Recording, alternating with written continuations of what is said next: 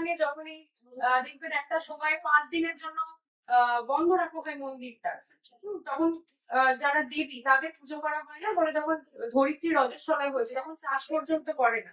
তাহলে ঠাকুরের মন্দিরে যখন ঠাকুর থাকছে, তাহলে মেয়েদের এই বিষয়ে কোন রকম লজ্জা বা ভয়ের কারণ নেই যে আমি পিরিয়ড হয়েছে মানে আমি মানে পরের গাদায় গিয়ে থাকবো, কোনো মন্দিরে যাবো না, আমি এটা সমস্ত এটা করবো না। এটা কোনো পাপ নয়, এটা লুকিয়ে রাখার কোনো জিনিস নয়। এই না শুধু আমার হচ্ছে বাকি কারণ হচ্ছে না, এটা সবার হয়। এবং মেয়েদের এই পিরিয়ড জিনিসটা হয় বলেই কিন্তু সমাজ বেঁচে আছে, এই জন্যই মেয়েরা কিন্তু জন্ম দিতে পারছে, সমাজ এগিয়ে যাচ্ছে। অর্থাৎ এইটা নিয়ে ভয় পাওয়ার বা লজ্জা পাওয়ার কিছু নেই। এবার আগেকার দিনে কি হতো, এই যে কাপড় ব্যবহার করার কথা বলছে, যে বিভিন্ন রকম সংক্রমণ হচ্ছে, সেই রোগগুলো ধরা পড়ি।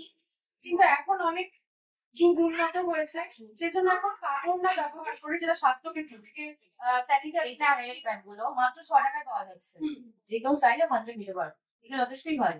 হ্যাঁ, সেগুলো ইউজ করা, বা অনেকে এখন ট্যাম্পন বা মেনস্ট্রুয়াল কাপ ইউজ করে। একটা জিনিস মাথায় রাখবেন, প্যাড একটা ইউজ করছি মানে সেটা সারাদিন পরে রাখবো সেটা নয়। আমার পিরিয়ড ফ্লো কম, তার মানে আমাকে পরের দিন চেঞ্জ করতে হবে এরকম কোনো বিষয় নেই। 6 থেকে 8 ঘন্টা ছাড়া ছাড়া কিন্তু কন্টিনিউ চেঞ্জ করতে হবে, আদারওয়াইজ সেটা কিন্তু ইনফেকশন হয়ে যায়। আর এই সময় আমি কয়েকটা জিনিস আপনাদেরকে বলছি, যে আগে বলা হতো কোনো টক জাতীয় খাবার খাবেন না, এটা কিন্তু কোনো বৈজ্ঞানিক প্রমাণ নেই। সব খাবারই খাওয়া যাবে, কোনো খাবারের জন্য এটার উপর কোনো ইফেক্ট পড়ে না।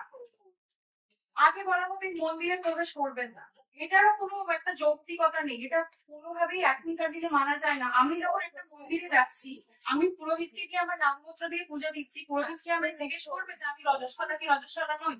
আমি যতক্ষণ না কাউকে জিনিসটা পাবলিক করে বলছি, বা আমার বাড়ির লোক না আমাকে আটকাচ্ছে, তাহলে তো আমার কোনো বাধ্যকতা থাকে না যে আমি ওখানে যেতে পারবো না। আগে বলতো কোনো এক্সারসাইজ, ছোটাছুটি, দৌড়ি কোনো কিছু করা যাবে না, কিন্তু এটা কিন্তু সম্পূর্ণ ভুল কথা। যদি একটু সামান্য হলেও হালকা যোগা বা একটু অল্প বিস্তর হালকা কাজ করা যায়, তাহলে কিন্তু যন্ত্রণা হচ্ছে বা ক্র্যাম্প, সেই জিনিসগুলো অল্প হলেও কমে। এবং ক্র্যাম্প অনেক সময় কি হয়, কিন্তু অর্গানিজে রাখা যাতে ক্র্যাম্পটা একটু কমে।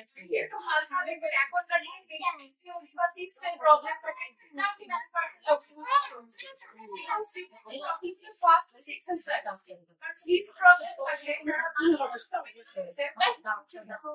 বিশেষ করে পিরিয়ডের সময় প্রচন্ড যন্ত্রণা বা মানে কখনো এগিয়ে আসছে, পিছিয়ে যাচ্ছে, 2-3 মাস হলো না। তো সেই ক্ষেত্রে কি করা উচিত, যেসব সিস্ট আছে, সিস্ট থাকুক বা না থাকুক, সবসময় একটু হালকা যোগ ব্যায়ামের মধ্যে পুরোটা না হলেও কিছুটা মুক্তি পাওয়া। আগে যেরকম একটা অসুখ ছিল, মানে ঘরে মাটিতে শোয়ানো, এটা কখনোই উচিত না, এটা সম্পূর্ণ ভুল জিনিস।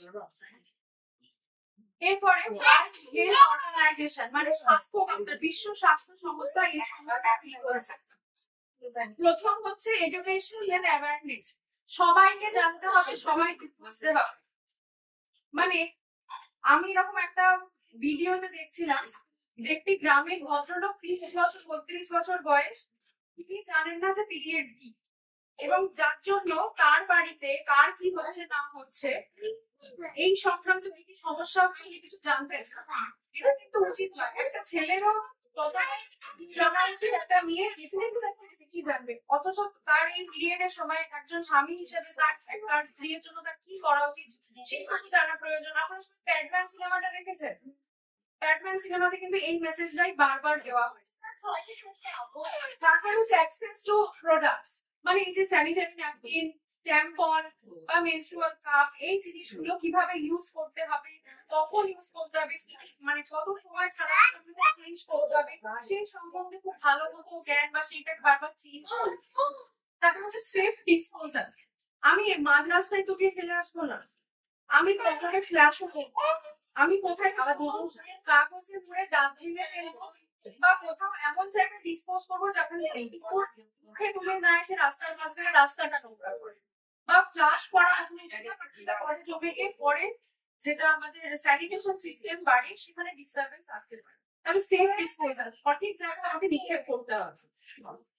তারপর হচ্ছে ওয়াশ ফেসিলিটিস, মানে আমি যখনই ওয়াশরুম ইউজ করছি আমি ভালো করে হাত ধোবো, ভালো করে যেন হাত ধোয়া, নিজেকে পরিষ্কার পরিচ্ছন্ন রাখতে হবে। এই কাজ আমি নিজে নোংরা ভাবে থাকলাম আর এদিকে মানে কারণ নোংরা থাকাও কিন্তু একটা রোগকে বয়ে আসবে। তাহলে এই সময় বিশেষভাবে আরো বেশি করে পরিষ্কার পরিচ্ছন্ন থাকতে হবে। তারপর হচ্ছে অ্যাড্রেসিং স্টিগমা, মানে পুরোনো প্রথা, এই যে বিভিন্ন রকম পুরোনো প্রথা আসছে মধ্যে, নাটক হবে না, এই জিনিসগুলোকে ভাঙতে হবে। কারণ এখন মেয়েরা কোনো দিক থেকে পিছিয়ে নেই, মেয়েরা চাঁদে চলে যাচ্ছে, মহাকাশে চলে যাচ্ছে, অলিম্পিক্সে চলে যাচ্ছে। রিসেন্টলি আপনারা দেখেছেন অপারেশন সিন্দুরে পর্যন্ত মেয়েরাই উইং কমান্ডার। একটা কথা, মানে মাসের ওই 5 দিন স্নান করতে দিত, যখন শেষ হচ্ছে এই ঋতুস্রাব বা রক্তস্রাব তখন স্নান করে শুদ্ধ হতো। ঠিক আছে, এটা কিন্তু এখনকার কোনো মানে নেই।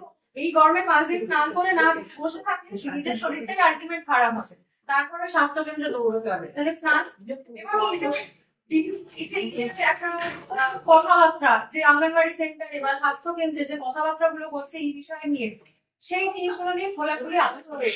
এটা তো লুকানোর কোনো বিষয় নেই, এটা তো একটা খুব নর্মাল বিষয়। মানে এবার সমাজের কিছু বিষয় রয়েছে, একটা হ্যাঁ এটা হ্যাঁ ডেফিনেটলি কিছু জিনিস পার্সোনাল, আমি সবার সাথে আমার ডেট বা কি আমি ইউজ করছি সেটা শেয়ার করতে যাচ্ছি, কিন্তু একটা basic education irrespective of gender, irrespective of age, সেটা সবসময়তেই দরকার। আদারওয়াইজ কি হবে, মানে সেটা এখন থেকে যদি ছেলেরাও সেই বেসিক এডুকেশনে শিক্ষিত হয়, তারা ভবিষ্যতে মেয়েদের প্রতি সহানুভূতিশীল হতে পারবে। কারণ পরে একটা বড় বয়সে গিয়ে যখন জানতে পারে তখন তাদের কথার ছোট একটু ডিফারেন্ট থাকে। যখন সে জানতে পারছে তার মায়ের, বোনের, ঠাকুমার, দিদির এরকম বিষয়টা হয়, তাতে এরকম এরকম সমস্যা থাকে, তখন তারা সেই ব্যাপারে একটুখানি অন্তত সহনশীল হয়। আর এটা তো যদি ততটাই লুকোনো ব্যাপার হতো, সবাই তো স্কুলে পড়ে এসছেন বা পড়ছো তোমরা, বায়োলজি বইতেও কিন্তু ক্লাস 9-10 এর সিলেবাসে হরমোন চ্যাপ্টারে এই জিনিসগুলো সব কিন্তু রয়েছে, সেখানেই সব জানতে পারছে। এবার যেহেতু যুগ পরিবর্তন হচ্ছে, যেভাবে সবকিছু সমাজ উন্নত হচ্ছে, সেভাবে কিন্তু নিজেদের মানসিকতাটাকেও বদল আনতে হবে। যে আমার এইটা হয়েছে বলে আমি এখন ঘরে বসে থাকবো, আমি কিছুই করবো না, এটা ছোবো না, ওটা ছোবো না, সেটা বাড়িতে অনেক সময় তোর এটা হয়েছে, তোর পিরিয়ড হয়েছে, এটা ছুঁস, তা আমার জিনিস ছুঁস না, অনেক বাধ্যবাধকতা থাকে, কিন্তু এটার কিন্তু কোনো শাস্ত্রে পর্যন্ত লেখা নেই যেটা করা যায় না। ছিল না যখন হয়েছিল তখন আমি কান্নাকাটি করেছিলাম, কেন বলো, কি জন্য বলো, আমার কিছু হয়নি, আমি কেটে গেছে, কোনো এডুকেশন নেই। এখনকার দিনে কিন্তু সেটা হওয়া উচিত। এখন আমি আমার পরে আমার দেখেছি তারা ছোট থেকে কথা শুনে এতটা অভ্যস্ত হয়ে গেছে, তখন যখন তাদের পিরিয়ড হলো তারা কি সোজা তার মাকে অ্যাপ্রোচ করেছে যে মা আমার এরকম বিষয় আছে, আমি কি কি করবো। তাদের মধ্যে ভীতিটা ছিল না, তার মেন্টালি প্রিপেয়ার ছিল।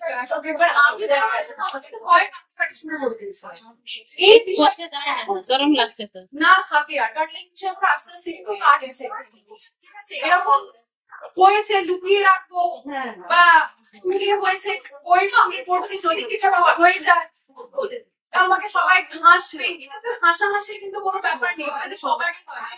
ওখানে যে বাকি তোমাদের সাথে সহপাঠীরা পড়ছে তাদেরও হয়, তোমাদের পড়ছে তাদের কিছুজনের হয়েছে বা কিছুজনের হবে, বড়দের তো হয়েছে, যারা টিচার রয়েছে তাদেরও রয়েছে। এখানে ভয় পাওয়ার বা লজ্জা পাওয়ার তো কারণ নেই।